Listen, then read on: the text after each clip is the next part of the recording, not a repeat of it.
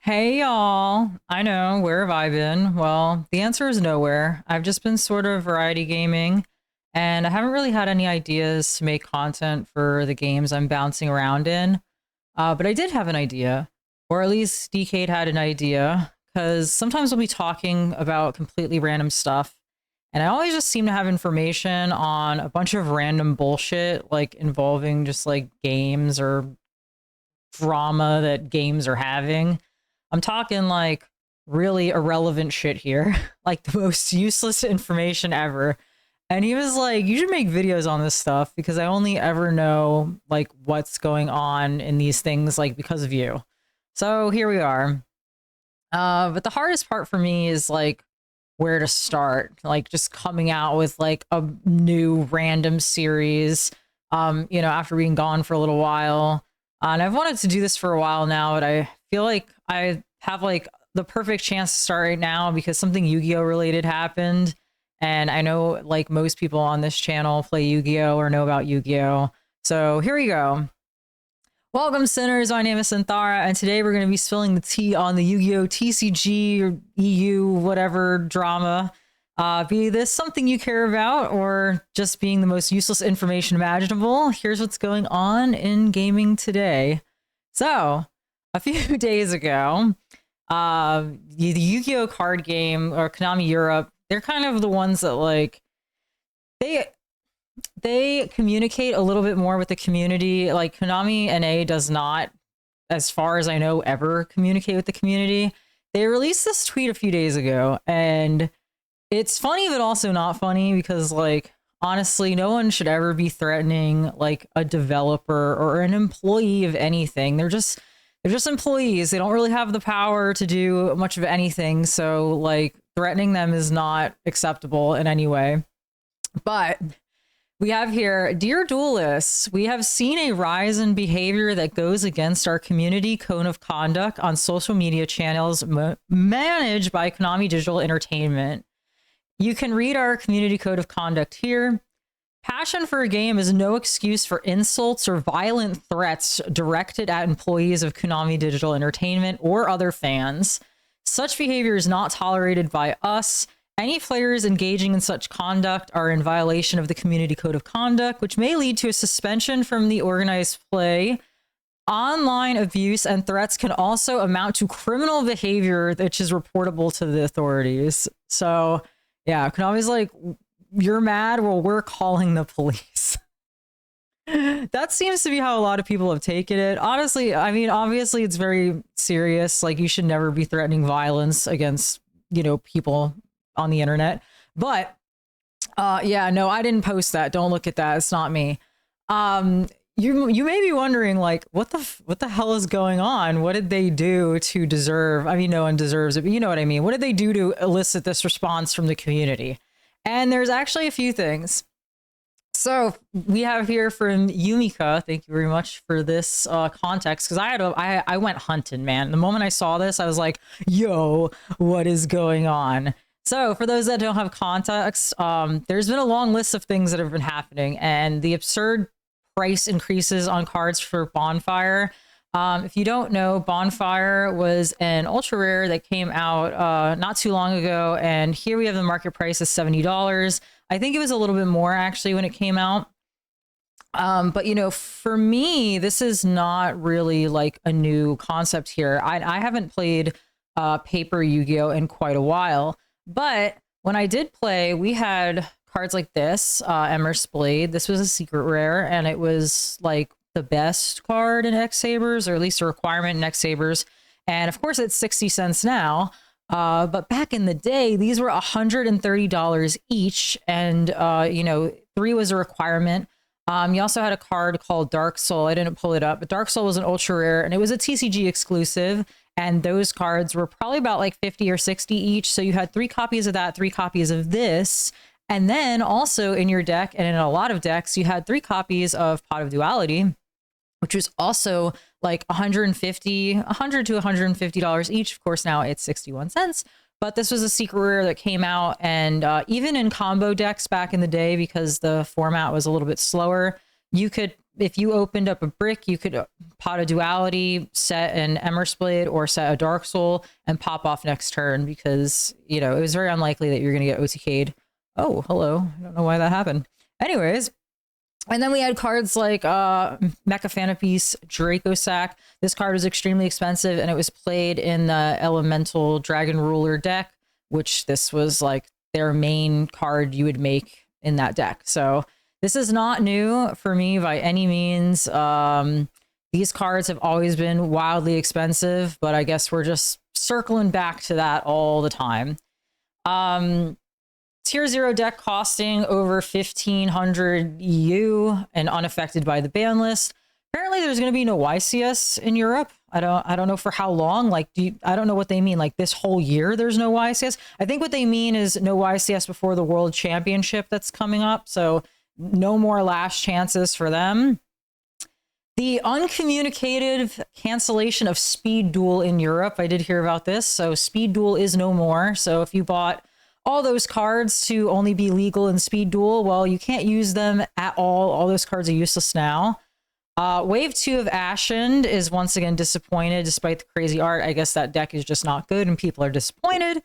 The inability to use Asia English cards in the TCG. This is actually a funny one. So like, you know how you're allowed to use German and Italian cards? I think you can also use Spanish cards in English TCG. Well, they have English Asian cards and you are just not allowed to use them. I think it's because the rarities are different, and you know that would bring us to the conclusion that they just don't want you to use the cheaper version of the same card. They're both in English, but one is legal for play and one is not.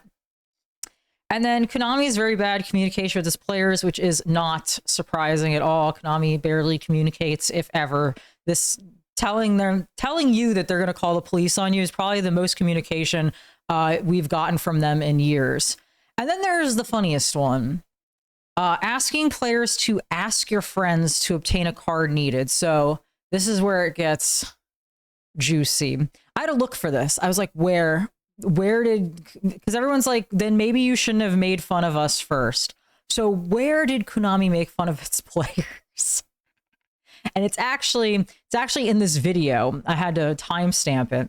So people are very upset because Tenpai Dragon is coming out soon and it's going to be great. And Tenpai Dragon has a bunch of Dragion cards, and a very old card that is a Dragion is Trident Dragion. I used to have like 3 of these in Ultimate Rare. You played them in Disaster Dragon, which was a very shitty deck. But, you know, this was a very kind of shitty card. And it was a couple of cents maybe back then.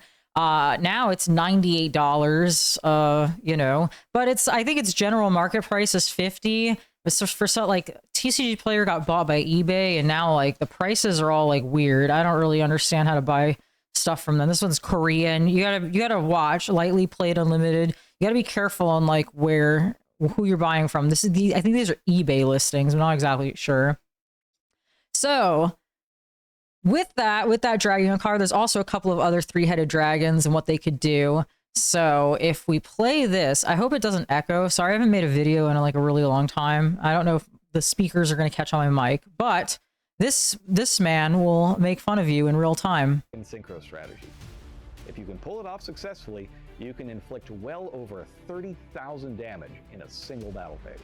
And if you start off with the Sangen Summoning Field spell, you can make all your preparations in main phase 1 without worrying about your opponent's activated effects dousing your fire dragon's flames. Now, to get the most damage possible out of this strategy, you'll need a copy of Trident Dragion. So make sure to check your collection to see if you have one, and ask a friend if you don't. So that's what people are so upset about. That this card, Trident Dragon, has not had a reprint in over 10 years. And Konami's answer is not to say, hey, we're going to reprint this for you guys that don't have one. Their answer is to be like, hey, go dig in your closet, and if you don't got one, go ask a friend, because that's the only way you're going to get this $100 card. So that is where people are saying that Konami essentially made fun of everyone for wanting this card to be reprinted. And then we have a bit of history for you. If you'd like to walk down memory lane to the Pojo forums, something that I was a part of back in the day, we have posts here from Kevin Tewart from 2013, back when I was young and edgy. So hopefully those Pojo forums are deleted. But anyways, so here, they don't really do this anymore. I think Julia Hedgeburn was her name, Kevin Tewart. They used to communicate a lot, like through Pojo and like chatting with actual players and stuff. They really don't do that anymore. I think like this being kind of like the obvious reasons why. So this was back in the day when people were complaining, I think, about Dracosac being expensive, and we just have Kevin being like, this kind of nonsense is why so many of you are complaining about the price of cards.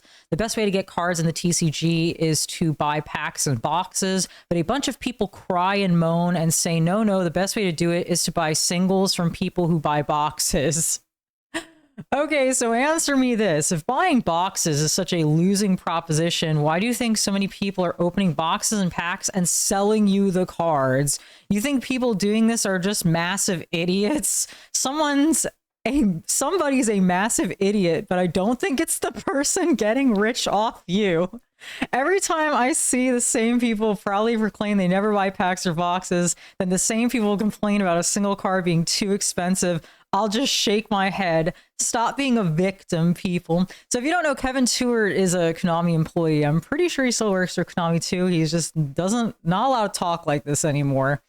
That's funny logic, though, if I'm thinking about it, because the people that are making money off of selling singles are the people buying cases. I don't think really anyone's making a lot of money by buying a single box and then reselling the cards. I had a lot of friends, and actually DK and I bought a case. We bought a case once for the pack that Shadal and Burning Abyss came out in. And we didn't even get one single playable deck from that. Like, to make money doing that and selling singles, you need to be buying multiple cases. And I think the case was about $800. So that was like, we saved up so much money to buy that case. And then I don't even think I think we got almost one playable Shadow deck, and I only got one Dante from the entire case. But thankfully, nobody cared about Burning Abyss at that point, and I just traded for a bunch of them at the next regional. But, you know, it's not like that. So here we just have... Hold on, my dog's barking. My cat's in here. I'm sorry, you guys. I love him. Like, I'm going to make a video, and every animal in my house is like, no, fuck you. So anyways, you could scroll. I'll just scroll through this and you can read it if you want. This is like saved archived history here. I guess people did not like the condescending, like, oh, you don't have money, shut up type of attitude here from a Konami employee. But this is kind of like why, you know, most companies don't let their employees kind of like talk to the community anymore. So I think I should wrap this up. Sorry, my cat is just like taunting my dog, because that's pretty much all I have anyways. So yeah, I kind of just thinking about making little videos like this. It won't always be about Yu-Gi-Oh! It will be about like random games and stuff. There's so much like funny gotcha stuff that happens, like with end of service of games and monetization, and I kind of just like come across this stuff at random, and then like I'm just gonna like start saving what I find, and then that way you too can know a bunch of random bullshit about games you've never played or cared about. So, you know, you guys let me know what you think off script now, so it might get a little messy. Yeah, I've been playing just so much random shit. DK and I have been playing like Hearthstone and Battlegrounds duos, which is like kind of only fun because it's duos and we can scream at each other from our chairs, and like it's been pretty fun though. And then Wuthering Waves is coming out in about a month. I really don't think that game is ready. I got into the closed beta test number 2 and I did not like it, so that really sucks because I'm like, I've been waiting for that game for like ever now. But I'm trying to have faith. I'm trying to be optimistic. Apparently they're gonna launch 3 endgame modes like right at the very start. So, you know, I'm pretty excited about that. I've been playing League of Legends Arena in the PBE. So that's coming out May 1st. And yeah, I don't know. I've just been kind of bouncing around. I don't really have like meaningful content I can make for any of these games. So I'm not sure if I'll be making videos on that kind of stuff. But maybe I'll make videos like this and you guys let me know if you like it. And yeah, I did also get a new model. God, you should see my favorite part about this model. Hopefully the outfit ended up being a little more, yeah, a little less than I thought it would be. Kind of a really kind of, yeah. I don't know if this is Twitch appropriate, so hopefully it is. But look, she does tippy tappies. Oh boy, look at me go. She does little tippy tappies. Isn't that cute? I had no idea how they do that, man. Oh my gosh, she dances. I love it. I have like so many expressions and everything I haven't even hooked up yet. So, you know, I'm probably going to be using this one. I might have to get a new outfit though. It's like came out like much less than I thought. I was like, oh yeah, like a little leotard. And then the leotard came out looking like this. So, you know, I'll see if I get banned on Twitch. If I ever try to stream, then we'll have to come back with the old model for a little bit until I could get like a little dress or something.